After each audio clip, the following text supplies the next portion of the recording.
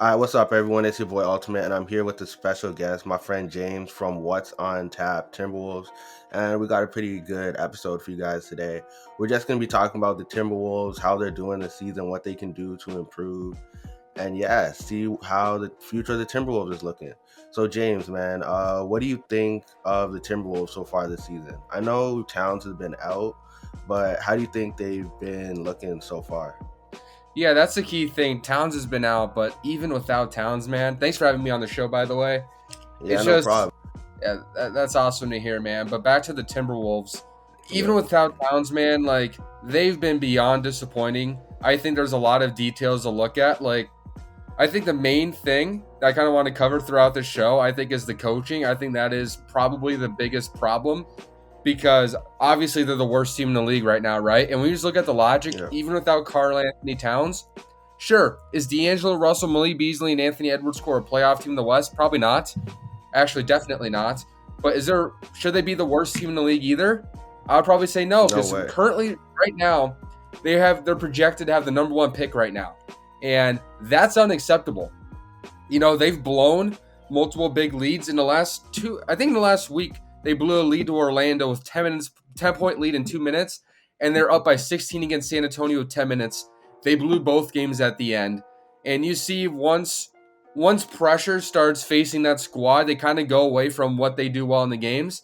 Like, for example, yesterday, Malik Beasley was cooking. I think he might have shot 11 for 15 or something crazy like that. He was incredibly efficient. He had a 29-point game. By the way, he's a player that's been one of their positives because he's improved substantially. Yeah, But he's the future of the team. He's been doing really good. And I was watching that game yesterday. I didn't even think the Spurs had a chance to come back. They were up by like 11 last time I checked, like you were saying.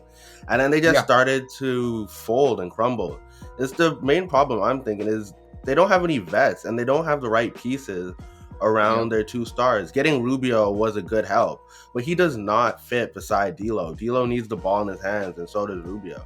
Rubio should be coming off the bench and helping that young squad like he was doing earlier in the season. Yeah, there's so many things. I think yesterday, I think you saw like Beasley and Edwards are probably our two best players yesterday when they Yeah, had the ball in their hands. Edwards was really impressive as well. But then at the end of the game, they went away from those two. D'Angelo Russell, we'll have to talk about him. He's been yeah, honestly one of the most disappointing players in the league this season. for If sure. I stand corrected, I think he's only averaging about 20 points a game this year on 41.5% shooting, but without Karl Anthony Towns. Not with him, but without him. On the worst team in the league, on the least efficient offense. Did you ever think we'd ever say that D'Angelo Russell is leading the least efficient offense in the league right now? I never thought I'd be saying that, but that's the reality, and he's been wildly inconsistent. People are going to say, well, he's been hurt a little bit, sure, but NBA players are dinged up all the time. I haven't heard a broken arm or anything yet, Yeah. so I don't think that's an excuse for his inconsistent play. Is it completely on him? Absolutely not. There's a lot of problems with the squad, the coaching. We're going to talk a lot about the coaching hmm throughout the day, but Oh, for sure. D'Angelo Russell, I've expected more. Like, when I tell people what I think a star should do, when a star is expected to shine, when another star is out, that's when their volume and production should increase, right? D'Angelo Russell has flattened his That's production, for if sure. anything, decreased his overall volume. And that is unacceptable. Because, yeah, Beasley's taking a step. And to be quite honest, Beasley's Minnesota's second best player right now. And Yeah. it's just a massive disappointment because, Minnesota gave up their first round pick and Andrew Wiggins, who's never going to be a star, but he's looking like a really high quality role player. And, I think the Wolves right now might be kicking themselves because D'Angelo Russell has not been what everybody thought he would be for them so far. Yeah, I agree. It's just I think for D'Lo is he's trying to do the best with the pieces that are around him, and the pieces around him when Towns is healthy is a pretty good fit. How they have defenders, a few Mm-hmm. shooters, Rubio to come off the bench, but without Karl Anthony Towns to be their glue guy, it just doesn't fit. They don't have the right amount of shooters. Anthony Edwards, he has his bright moments like RJ Barrett last year, but overall he's been really inefficient. He's He's not shooting shooting. Has 34% been right now, I think. from the field and under 33% from three, if I remember Yeah, correctly. I think So he's he shooting just needs 37.5 from the field and 34 from three. But I'm not too concerned about Anthony Edwards. We kind of knew that these rookies, Yeah, especially with the Orthodox offseason, were going to need time to adjust. Edwards had that yeah. one 5-game stretch where he was absolutely atrocious. I think he was averaging 4 points on 20%. And I think that kind of kills his efficiency because we're only 20 games in the season. But I've been fine with Yeah. that. I'm not that worried about him. He's going to be Yeah, a he's good looking shooter. good. He's looking good for the future, but for right now, they just need Yeah. some more veteran players. That's why they've been Mhm. crumbling. The Yep. Spurs, they have that veteran leadership like Patty Mills, who was amazing yesterday. He just helped them steady through the team. Rubio is that guy for them, but he doesn't fit beside D'Angelo Russell. He's merely a playmaker, and D'Angelo Russell needs the ball in his hands, and he doesn't seem comfortable playing off ball like they need to when Karl Anthony Towns is out. Yeah, that is a great point. I think, Minnesota likes running this 2 point guard set system. And, there's been a history of D'Angelo Russell playing good off the guards, such as Spencer Dinwiddie. Yeah. And, Karis LeVert, he's been historically capable of going off the ball, especially in college at Ohio State.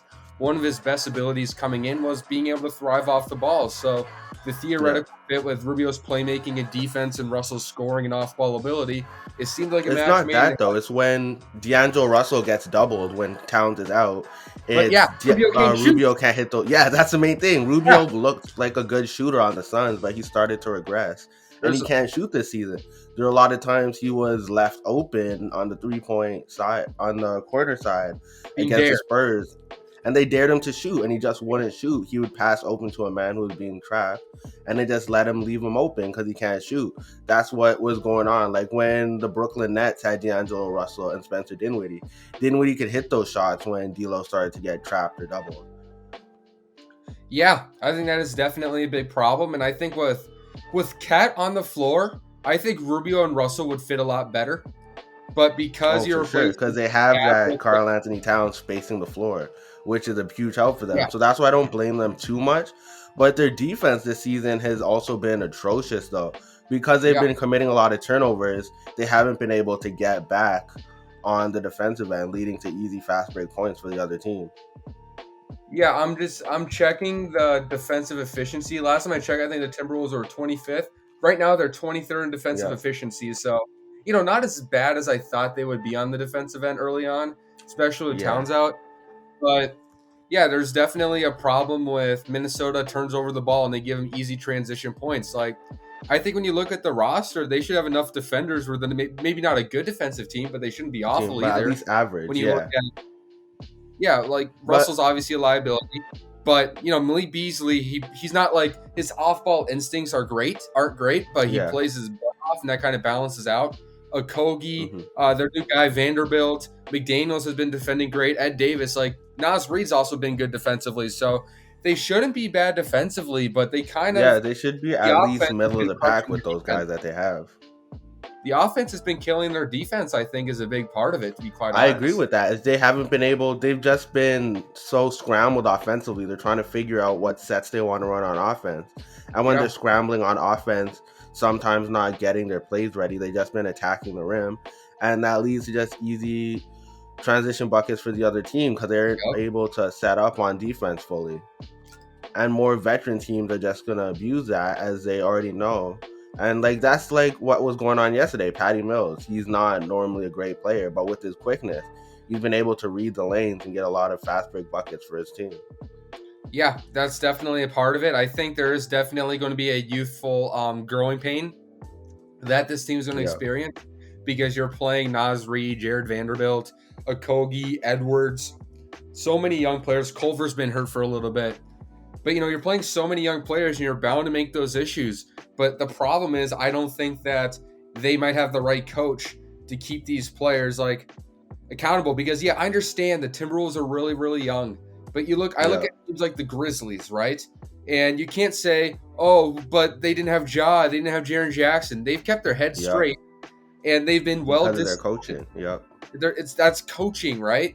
Taylor Jenkins, we'll talk about him maybe some other time, but he's establishing himself as one of the best young coaches in the league. But you see that Yeah. team, how organized they are, and they're not really intimidated when players are gone. Whereas the Timberwolves, it's like one player's gone, then they don't know what they're doing, and they can't really. Exactly.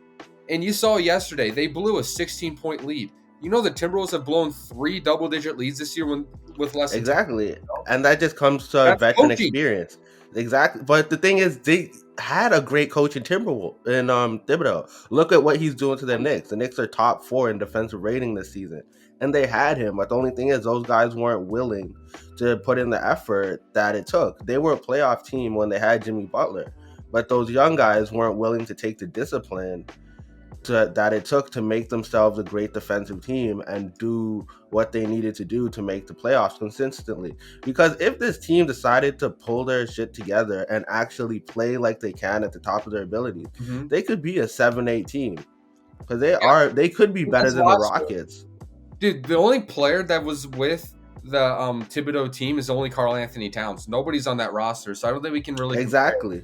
We can't. No, Really I'm not really comparing the that. teams, but I'm just saying though, is they need a coach like Thibodeau to I think a Nate McMillan. just help bring Nate McMillan. Yeah, he would be a good coach. He's not overly harsh. Look what he did. One, he's a defensive-minded coach. Two, look at what done with Brandon Roy and Victor Oladipo. You know, Anthony Edwards is also a young two like that. And at this point in the season, man, like this year, they should be focusing on the development of their young studs, right? So like, it should be about how can we make Anthony Edwards better. And I think a guy like Nick McMillan, based on his history, has been able to make the most out of his shooting guards, right? Brandon Roy got hurt, was at his best with Nick McMillan. You know, Victor Oladipo's All-NBA season was with Nick McMillan. So I think a guy like that, they definitely need someone that can, one, kind of keep the players especially accountable, because Saunders is definitely a little too nice. I think as a head coach, he's more. He's a young head coach. I'm not sure if you would agree with this, but he sort of got his job because of the nepotism. He's a young coach. He would get because of his dad, right? So I think all about connection. Mm-hmm. Yeah. That's definitely a massive part of it. Being related to his dad. If he wasn't, if his last name was Sheldon and he wasn't related to Saunders, I doubt he would get the job because he's the youngest head coach in the NBA right now, right? By a lot, by 6 years, I think. Exactly. So it's like the team is just seeing him more as a friend than as that disciplinarian that they need right now. Yeah, he'd be an amazing assistant coach right now, but I think it's going to take a couple of years for the guys to respect him more, because when most of them are around closer to his age.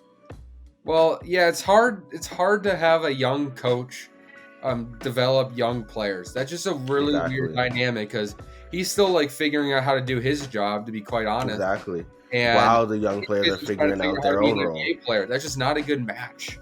Especially when you're second overall pick, you're full of confidence. You think you can do everything. And then this young coach who's barely been in the NBA is trying to tell you how to do your job. You're going to feel some type of way. And the problem with the Saunders fit is, one, I don't think he's a good coach, obviously. But two, I think that even if you have him long enough, man, you're not going to win with Saunders as your head coach for the next couple of years. We've seen enough blown leads to realize the guy doesn't know how to handle games in high pressure situations.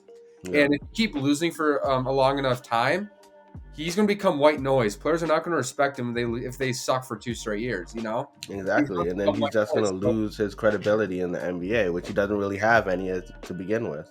Yeah, if Saunders becomes a good NBA coach, it's not going to be with the Timberwolves. It's just a bad fit. Like, he was on a team with like great leadership already. Let's just say he was on a team with Chris Paul on the roster or Damian Lillard on the roster, right? Then you would be talking about, okay, this is a good match for him because he can kind of learn and ease in with stars with experience. Exactly. Coaches need their experience as well. So maybe that would help him. But like we said, I don't think that Ryan Saunders is the right coach for this young team right now. Like, you can't have young players being taught by somebody that's still learning. That's the problem.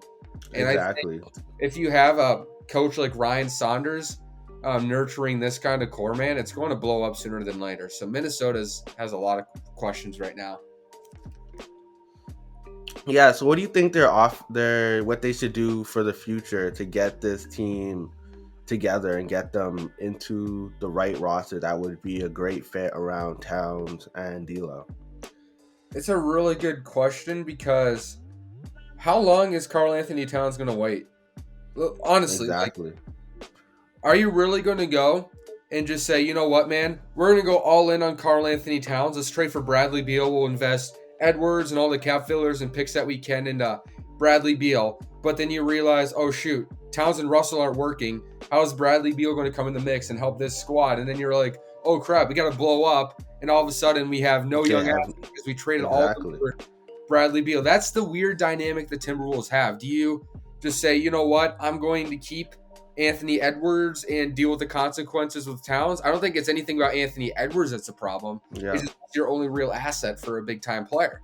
Exactly. Like they tried that with Jimmy Butler. They traded away Zach LaVine and Lauri Markkinen, who are doing great in Chicago right now, for a superstar in Jimmy Butler, where they were doing well, and it just didn't work out.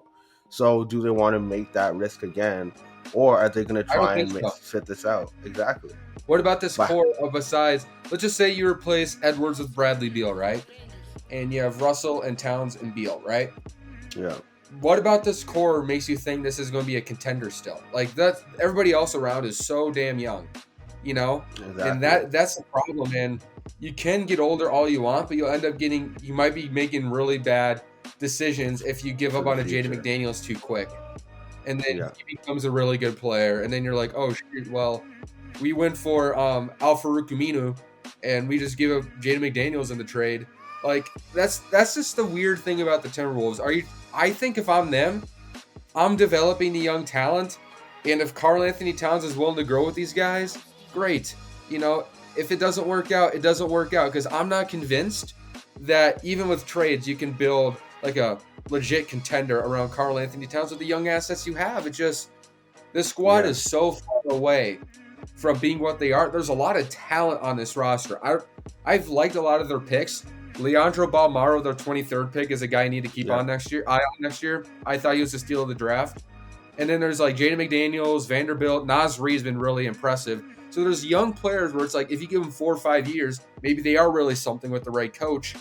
But at the same time, like if you trade them right now, you're not going to get the value that they'll be worth in their prime. So it's like Exactly. you really want to give them up. At the same time, what do you do with Towns? So like I think the Timberwolves, what they have to do is, one, get a veteran coach that is going to keep the best players and the young players accountable.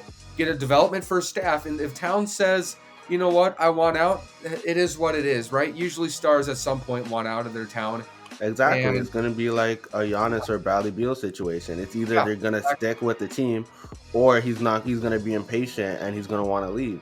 But I think it was a great move signing D'Lo, so those two are going to be in it together. I doubt one asks for a trade without the other, and if they both ask for a trade, they're going to be getting a lot of young If assets one's back. out, both are out. If Yep. exactly, so either way, I think they're a good position for the future as long as they get the right coach to help bring them all together. Like I like what the Suns did with Monty Williams, get Monty a Williams coach is a who great know hire.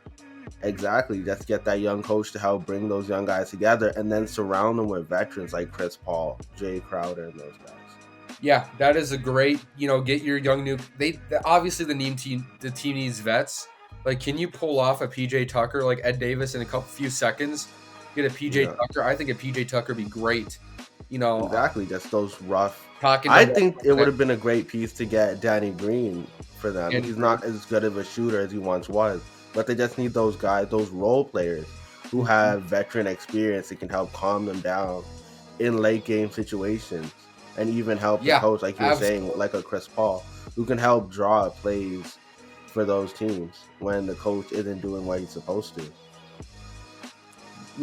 Yeah, I totally agree. If they can get like a PJ Tucker and even a Mason Plumlee on that roster, just like bigs that know how to play physical, that have won in this league, I think that'd be awesome. Even if like in free agency you somehow sign a Paul Millsap or something, I think that if this core is fully committed to being together, like you need to give them those Yeah, veterans. Like you said, like it's so hard. It's like I'm never going to figure out how to be a successful broadcaster without having good teaching. I'm not just going to walk in and be exactly. great at my job. You need that mentorship, and Minnesota doesn't have that right now. So the Wolves have a lot of questions, and I don't know. Like one of the last situations I'd want to be associated with in this league is being a part of the Timberwolves. But the fortunate thing is, let's just say Karl Anthony Towns wants out, you're going to get a heck of a lot of them, or a lot for him. Exactly. And then you Exactly. Like can, look at Anthony Davis. Anthony Davis wanted out, and the Pelicans still got a hell of a package for him. I But was what I talking think the Tim, about, you want to hear this a trade idea I have yeah, about Karl Anthony Towns? yeah, Because I don't think friendship is going to keep you to the worst team in the league. I just want to make that clear, Yeah, I agree. right? So when you look at that, let's just say Karl Anthony Towns goes to Minnesota, says, "I want out, trade me before it gets public," Yeah, right? If I'm the Timberwolves, you know the first team I'm calling? This might sound true. scary. I'm calling the Warriors Yeah, because, I agree. first of all, if you're going to rebuild around Anthony Edwards and Malik Beasley and guys like that, the first thing you You want is need your own young draft. players around them. You want your Exactly. own draft picks, right? Yeah, Well, the Warriors in the D'Angelo Russell trade was able to get Minnesota's protected 2021 pick, which is a loaded draft, at the top. It's not as deep as last year's, but it's really strong at the top. And then yeah, if it goes top 3 this year, next year's pick is unprotected, which is supposed to be another good draft. So when you look at those things, it's like, okay, I need my own picks. So the Warriors have that leverage over you, but they also have a potential franchise big replacement for Karl Anthony Towns and James and Wiseman, James Wiseman, who was the exactly. number 2 pick. And they could also get a great wing, which they need right now. Kelly Oubre Jr., I think, would be great on that team. He's Yeah. a good defender. He's a hard-nosed defender. He can score with the ball. But the Mhm. only problem is he doesn't pass too much. So I Yeah. think if they were to get him alongside James Wiseman, those guys, that would be a good trade.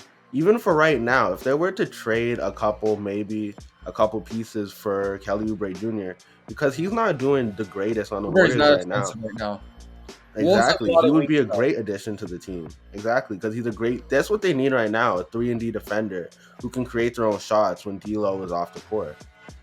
Yeah, that's what Edwards is probably going to end up being in a couple of years. But like, Yeah. just imagine. Let's just say it. I think a realistic trade is Karl Anthony Towns and Jared Culver to the Warriors, right? In Yeah. return, you get James Wiseman, Kelly Oubre, Kevon Looney, maybe 2 first-year pick back and 1 swap. I think that is a good offer for Karl Anthony Towns, right? It's Exactly. That like, would keep the Warriors alive and give the Timberwolves the young pieces that they need to continue. so like, even if the Towns situation works, I'm not going to like be too upset about it simply because they're still light in the tunnel. Because you could say, you know what, I got Edwards, I got Wiseman. You get your own pick in the draft again, and it's supposed to be a great draft. It's looking like it's gonna be a top 5 pick, and this is one of those drafts where there's 5 top 3 talents, if that makes sense, Yeah. right? So you got like Cade Cunningham, Jalen Green, Evan Mobley, Jalen Suggs, Jonathan Kuminga. Like, get one of those 5 on the Timberwolves, amazing. And you have Edwards and Wiseman, and all those picks you probably get back. So like that's why I would still prioritize developing your young players instead of getting rid of all of them. So you maybe have a Exactly. playoff team with Towns. You know? Exactly. Because even right now, even if they were a playoff team, they Mhm. wouldn't make it too far. So they might as well invest in their future. So when Yeah, the teams like the Lakers and the Clippers get old, they can contend with those young teams like the Nuggets and the Suns. yeah, absolutely. So for the Timberwolves, like, best case is Karl Anthony Towns and Russell stay put for a year or two, and Minnesota all of a sudden has a Donovan Mitchell type player and Anthony Edwards, and Beasley's being what he is this year, right? And you see growth from a guy like Nas Reed and Jaden McDaniels and Leandro Balmaro, and then they have a perennial playoff team. That's like, and with a good coach, that is best case scenario.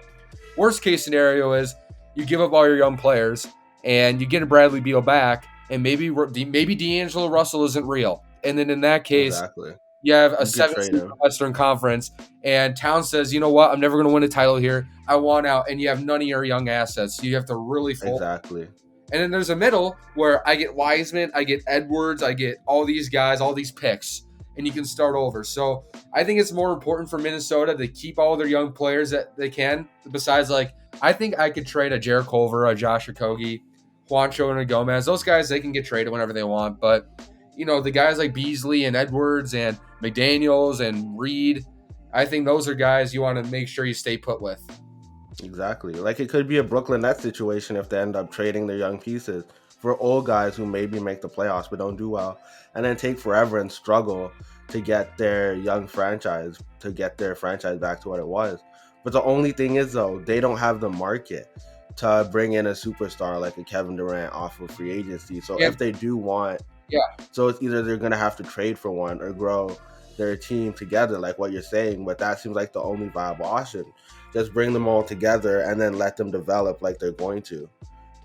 yeah. That's honestly like the only path you can take, right? Like, I've always thought the Lakers have always had overrated management. They kind of got saved when LeBron James and Anthony Davis decided they wanted to live in Hollywood right? And that's kind of the privilege a big team Exactly. like Los Angeles has. Like the Lakers sucked for 10 years, basically And then because all they of a don't have sudden, great yeah, management, right? And all of a sudden they're a great team. It's not because of their management, it's because of their market. So the Timberwolves and small market teams exactly.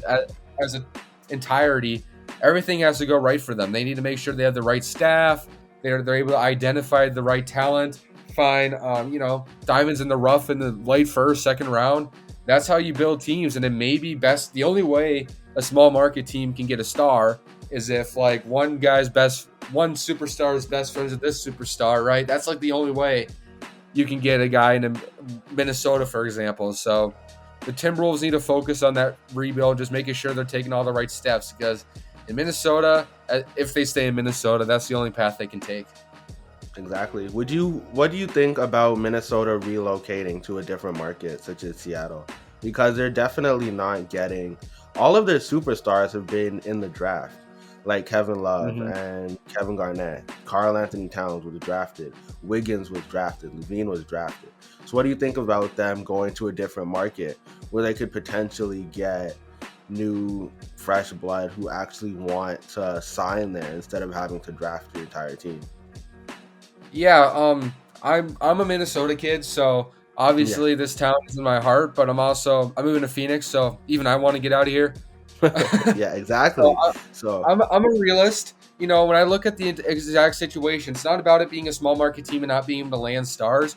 It's just more about it being a generally unattractive location.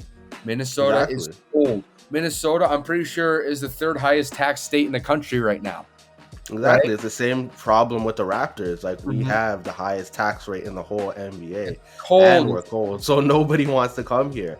But Yep. the only thing is, though, we have a bit more of a market because we're the biggest city in an entire country. But even Kawhi Leonard, who won a chip here, Even wanted he to leave left. after his one season. But yeah, so what do you think about the Timberwolves moving to a team like Seattle to get those fresh blood, a fresh look, and just start over because they haven't been to the playoffs in so long? Yeah, but to finish off what I was saying, like when you look at Yeah. the actual attraction of Minnesota, it's cold, it's high tax. The city nearly burned down last June. The Hmm. fans here are hockey people. They don't even like basketball that much. So Exactly. when you look at all of that, it's just Minnesota's not a great place for an NBA team to be right now. And they've had the lowest attendance. Is it the fans' fault necessarily? Absolutely not. The Timberwolves have been bad for 15 years. In 90% of markets, man, if you stink, you're not going to get people there. That's kind of how business works, right? Exactly. Yeah. So it's not like the fans' fault or anything. But yeah, Yeah. like a place like Seattle, the taxes there are pretty bad too.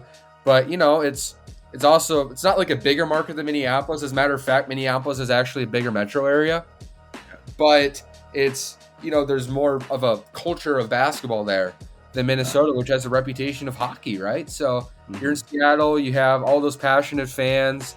It's a big popular city in the Northwest, I think off the ocean. I think that a team like that's more intriguing, but also areas like Vegas, right? Oh, that Where would be perfect. Like, look at the Vegas Knights in hockey. They get one team, and then they're just the blowing Raiders. up with popularity. Yep. Yeah.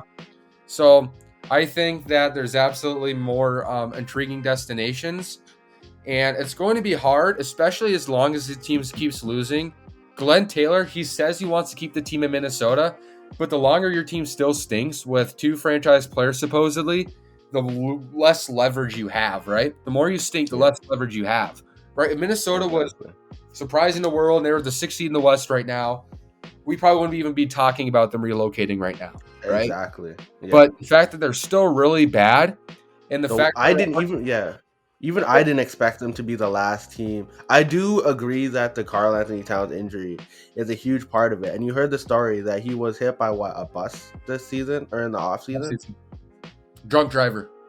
Exactly. He was hit by a drunk driver. So I don't expect them to be doing amazing. I didn't expect them to be a playoff team, but I really No, didn't expect them to be the worst team in the entire NBA right now. I But thought I do, I truly thought they were a team that's going to be in the 12-9 range. yeah, I agree. And then they would have been had a huge opportunity with the playoff play-in tournament, Yeah, which could have helped them just play because they can beat a good team in one or two games. Like they held their own against San Antonio and they just happened to blow it. So I do think they'd be able to win a play-in tournament if they needed to. But what do you think about a trade for Ricky Rubio? Because his role on this team hasn't been what everyone thought it would be. Yeah, I think if you're the Timberwolves, ideally you're able to get some sort of power forward, some big that brings more size to the roster. I'm pretty sure that Towns is the only 7-footer on the roster, or 6'10" plus for that matter. Yeah. So I can't think of like an actual player in my head, but let's just say they can end up getting a Mason Plumlee in a trade, just get more size that can protect the rim a little bit, because I still think they need some more rim protection.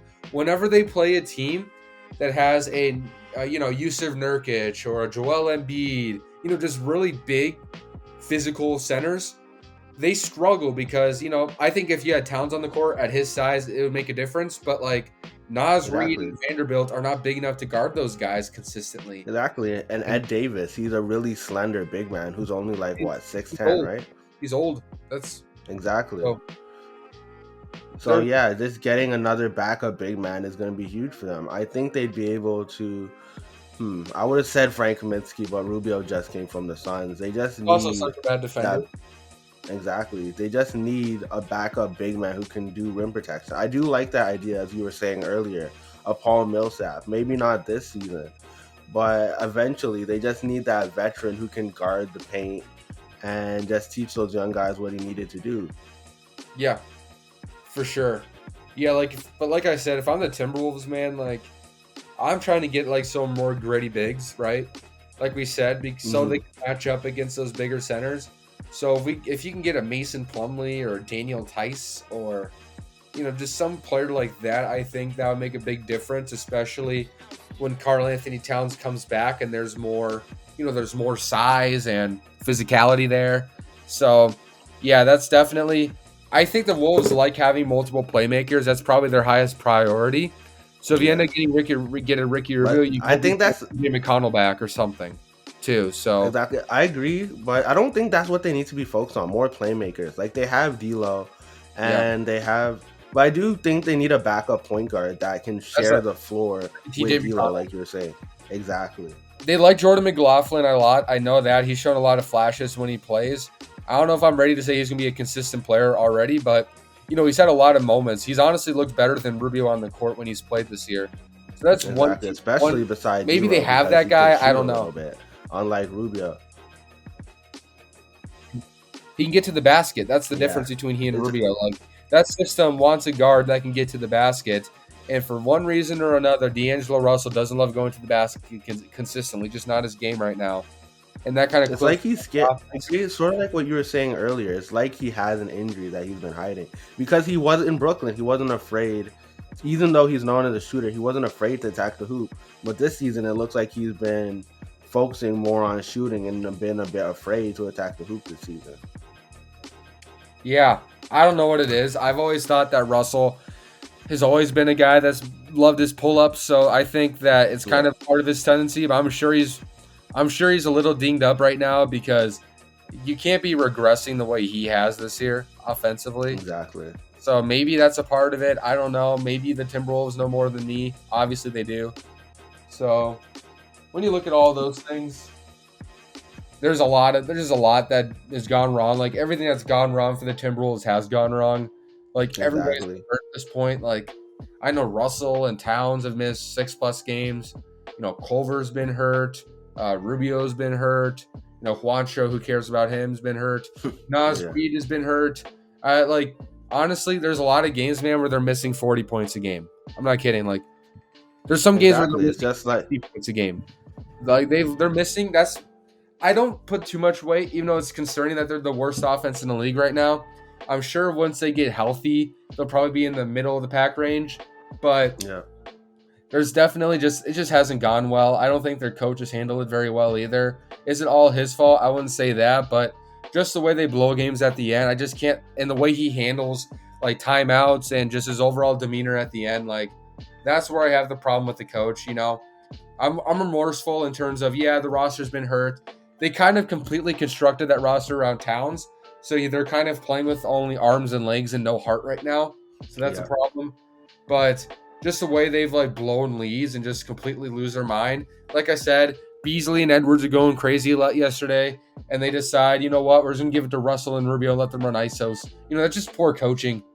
And they need to, Exactly. That's what was leading to the turnovers yesterday because they know exactly who's going to be attacking. they're That's so why I think they predictable. need a secondary shot creator And they like a have it. Kelly They just Oubre don't use Jr. it. That's the Exactly. thing. They have it. They just have no idea how to coach the squad, right?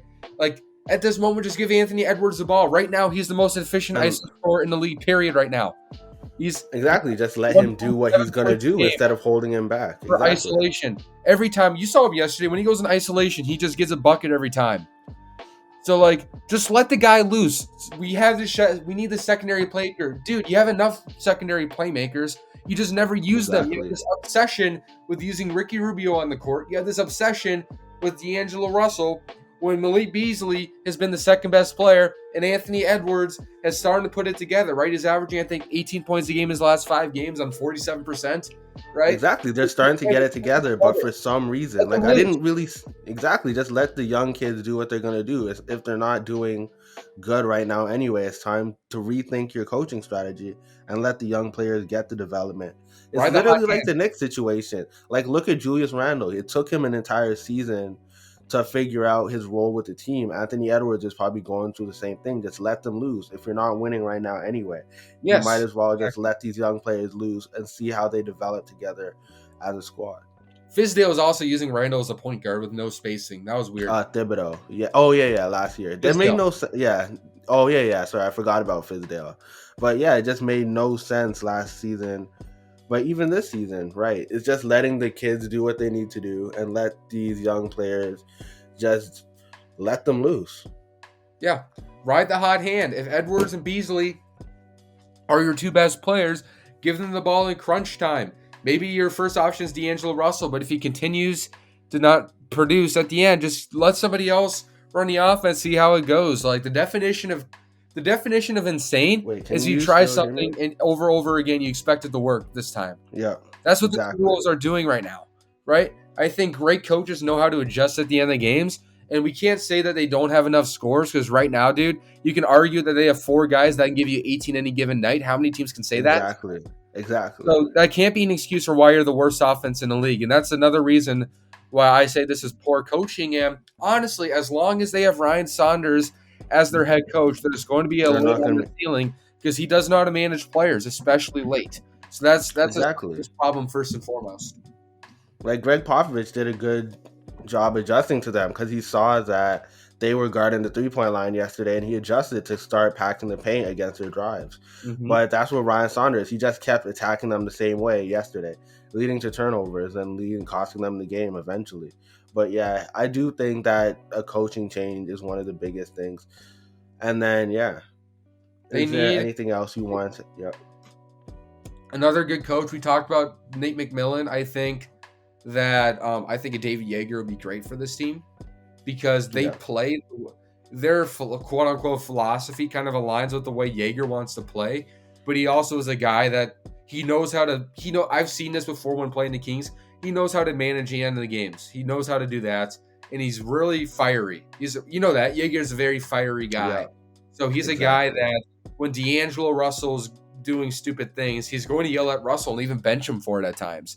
And I think this team just needs someone to help hold these guys accountable. Exactly. So as yeah, there's a lot of that one. Yep. Do I think the Timberwolves lack talent? No, I think they want to address their leadership in terms of having veteran, coaching as well as getting a little older on the roster. Like there's a few players where it's like Jalen Noel's been really impressive. I don't know if you watched him yesterday. I think he did good yesterday too. But he had a pretty solid game. He scored 10 plus his last 5 games. He's a great shooter. He plays defense. He has a fluid offensive game. Like right now, man, if someone's calling me and says, we'll give you, I don't know, PJ Tucker for Ed Davis and Jarrett Culver in a second. Okay. I would take that for sure. It would help them a lot. Yeah. Like they just need to get rid of a couple of the young players. Like I'm not getting rid of Anthony Edwards. I'm not getting rid of Karl Anthony Towns, obviously. I'm not getting rid of Malik Beasley. I'm not getting rid of, Jaden McDaniels or Leandro Balmaro, who's coming back from Barcelona next year. Nas Reed. Nas Reed's another guy we haven't talked about. Nas Reed's really impressive. Those are the Oh guys yeah, I'm but like, I'm even not Nas, moving if he's been I really. impressive. But if it's just me, I think I think Vanderbilt needs a bit more minutes. Like even yesterday, he had 11 rebounds in 15 minutes, which was really He's impressive. He he has knows such his amazing role. energy. He's just Yeah, so he brings sloppy. a lot of energy. Oh yeah, that's true. Exactly. They just need someone to help these guys just focus on what they need to do. Because I think Reed has a lot of potential as just a nice rebounder, like a Yaka Pirtle or Reed, something. Just a guy who Reed, no, knows he his is, dude. role. Reed is really, really offensively gifted. Like, he's Yeah, honestly a diaper. He's a Walmart Carl Anthony Towns. Just yeah. because he's able to handle it in transition, he's able to find people. He's a 40% He can three. hit He's forty two exactly. He percent can from hit the three. 3 point. Finish inside. Exactly. Like, he's a really complete offensive player. He honestly has a lot of similarities to Christian Wood. He really does.